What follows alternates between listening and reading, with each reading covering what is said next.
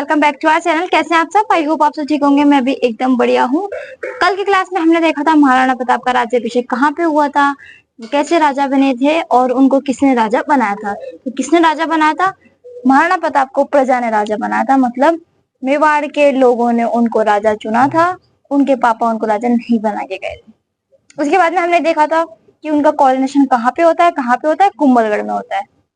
इसके बाद में हमने ये देखा था कि अकबर ने 4 दूत भेजे थे कि महाराणा प्रताप को समझाने के लिए कि आप संधि कर लो, पर महाराणा प्रताप ने संधि नहीं करी थी।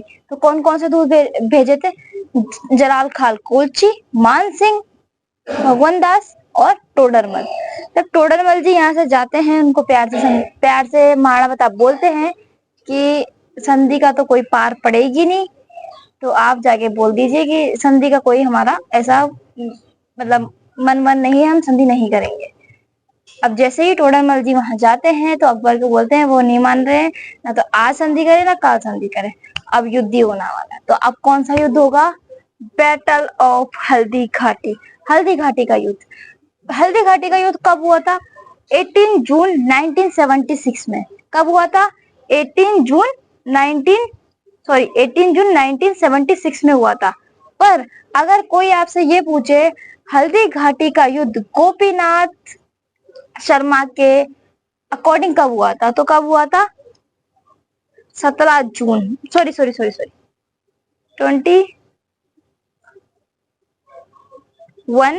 जून 1976। कब हुआ था गोपीनाथ शर्मा के अकॉर्डिंग? 21 जून 1976 एडी में। और अगर कोई गोपीनाथ शर्मा का नाम मेंशन नहीं हो, फिर पूछे कोई कि हल्दी घाटी का युद्ध कब हुआ था, तो कब हुआ था? 18 जून 1976 एडी में। ये बात याद रखना, क्योंकि इससे क्या क्वेश्चंस गलत हो सकते हैं। कभी वो गोपीनाथ शर्मा के उससे पूछेंगे तो कौन सा है? 21 जून 1976 एडी। और अगर पूछे कि बिना गोपीनाथ शर्मा के कि हल्दी घाटी का युद्ध कब हुआ था, तो कब हुआ था? 18 जून 1976 एडी में। अब हम देखते हैं एक एक करके। अब जब ये युद्ध होने वाला था तो युद्ध की घोषणा होती है, महाराणा प्रताप नहीं मानते संधि के लिए। फिर कौन सा युद्ध होता है? हल्दी घाटी का युद्ध। हल्दी घाटी का युद्ध में पहले हम ये देखेंगे किस किसने शामिल हुआ था, कौन कौन शामिल हुआ था। तो अकबर की तरफ से तो दो लोग थे। कौन कौन से थे? मान सिंह थे और एक थे असफ खान। कौन थे? मान सिंह और असफ खान। मान सिंह किसी युद्ध में पहली बार मतलब ऐसा कमांडर बन के गया था कि जो सबसे इम्पोर्टेंट कमांडर होता है उस पूरे युद्ध को लीड करता है, तो किसने किया था? मान सिंह ने। पहली बार कौन सा युद्ध जो मान सिंह ने लीड किया था, कौन सा था? हल्दी घाटी का युद्ध। और दूसरा कौन था? असफ खान। अकबर जानता था कि जो मान सिंह है वो महाराणा प्रताप से और अमर सिंह जी से वैसे ही नाराज है, पैर पटकता आया था, गुस्सा है। तो वो कहते ना, जहाँ पे सेंटिमेंट ज्यादा अपन अटैच होते हैं ना, अगर आप वहीं अटैक करते हो ना, तो अपन को उसको एक तरीके से पॉजिटिव रिजल्ट भी मिलता है। जैसे उरी पिक्चर में हुआ था, जब उरी विक्की कौशल से पूछा गया था कि आप कौन सी बटालियन चाहते हो कि आपके साथ में जो पाकिस्तान जाए, तो विक्की कौशल ने क्या कहा था? मैं वो बटालियन चाहता हूँ जहाँ पे ये आतंकवादियों का हमला हुआ था।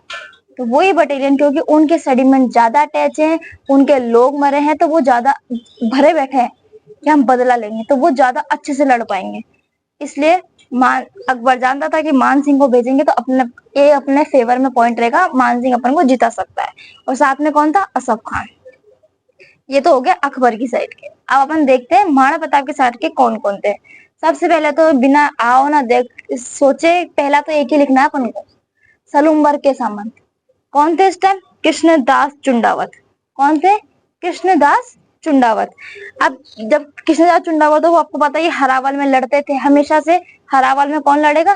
कृष्णदास चुंडावत के जो भी मतलब चुंडा के जो वंशज होंगे, जो भी होंगे, वो वहीं लगेंगे। इस टाइम महाराणा प्रताप के टाइम कौन थे? कृष्णदास चुंडावत, तो वो लड़े हरावल में। इसके बाद में ग्वालियर के एक राजा थे, उनसे अकबर की नहीं बन रही थी, टसन वसन चलती ही रहती थी। अब ग्वालियर के जो राजा थे वो महाराणा प्रताप के रिश्तेदार थे। कैसे? महाराणा प्रताप की बहन की शादी ग्वालियर के राजा के बेटे से हो रखी थी, तो वो आपस में रिश्तेदार थे। तो रिश्तेदार तो आदमी हेल्प तो करेगा ही सही, जब मुसीबत आएगी। तो युद्ध में तो लड़ना ही था। और दूसरी बात, जब उनकी अकबर से वैसे ही नहीं बन रही तो फिर वो दोबारा भी युद्ध करना चाहेंगे। तो महाराणा प्रताप के साइन से दूसरा कौन आया था? ग्वालियर के राजा, क्या नाम था? रामदास तोमर। क्या नाम था? रामदास तोमर, रामशाह तोमर, सॉरी, रामशाह तोमर। क्या नाम था? रामशाह तोमर। इसके बाद में अब हमेशा जानते हो मुगलों की और अफगानों की नहीं बनी। जब मुगल हिंदुस्तान में आए थे उससे पहले किसका राज था? अफगानों का राज था। तो उस टाइम इब्राहिम लोदी, सिकंदर लोदी का राज था। जैसे ही बाबर आया, उन्होंने इब्राहिम लोदी को पानीपत के युद्ध में हरा दिया था। फिर उन्होंने अपनी स्थापना कर ली थी, मतलब मुगल डायनेस्टी की स्थापना कर ली थी। तो अफगान तो वैसे ही हार खाते थे। अफगानों का और मुगलों का वैसे 36 का आंकड़ा था। तो आपने देखा होगा खानवा का युद्ध हुआ था, तभी महमूद लोदी आके लड़ा था संघ के साथ। तो ये जैसे ही अफगानों को पता चलता है कि महाराणा प्रताप ऐसा कोई अभियान करने वाले हैं जिसमें वो मतलब लड़ाई कर रहे हैं अकबर के खिलाफ, तो अफगान जाते हैं महाराणा प्रताप के पास, बोलते हैं हम लड़ेंगे और मैं आगे रह के लड़ना चाहता हूँ, मैं बताऊंगा इनको मुगलों को कि क्या होता है। तो अफगान की तरफ से कौन सा सेनापति था जो आया था? हाकिम शाह सूर। कौन आया था? हाकिम शाह सूर। कौन आया था? हाकिम शाह सूर। किसकी तरफ से आया था? अफगानों की तरफ से आया था।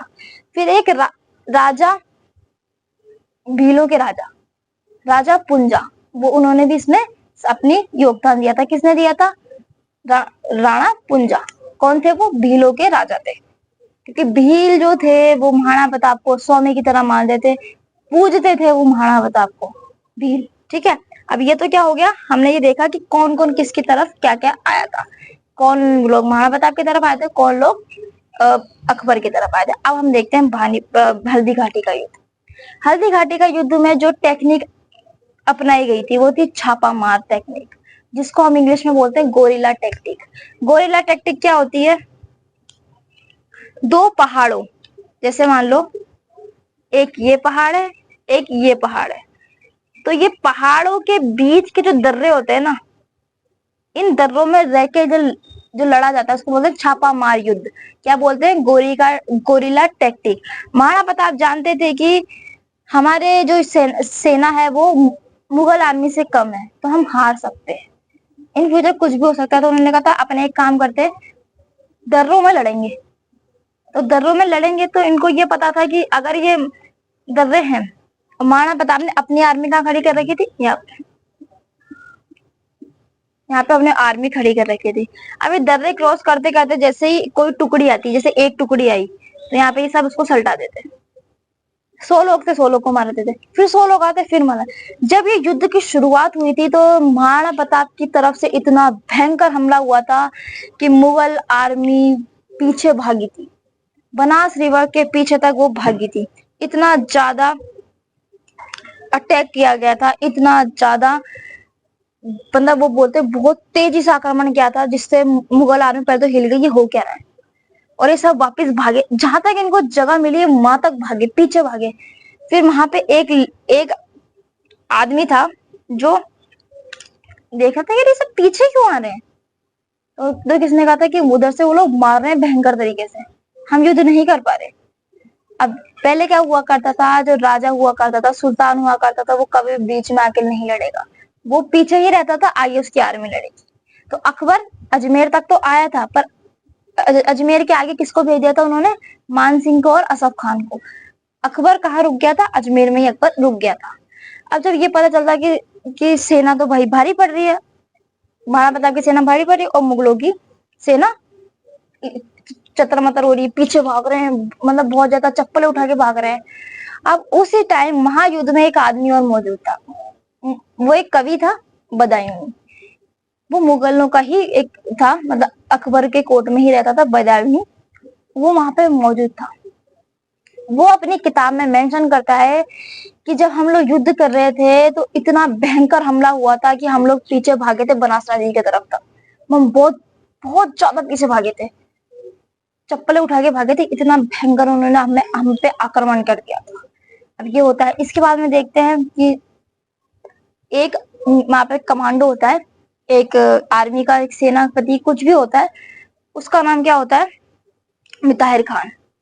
मियात्तर खान फटाफट से अपना ढोल वोल पीटता है और घोषणा करता है कि आप लोग रुको, पीछे से बड़ी सेना आ रही है, पीछे से अकबर खुद आ रहा है हमें सपोर्ट करने, इसलिए लड़ो, भागो मत। और झूठी झूठी न्यूज किसने फैलाई थी?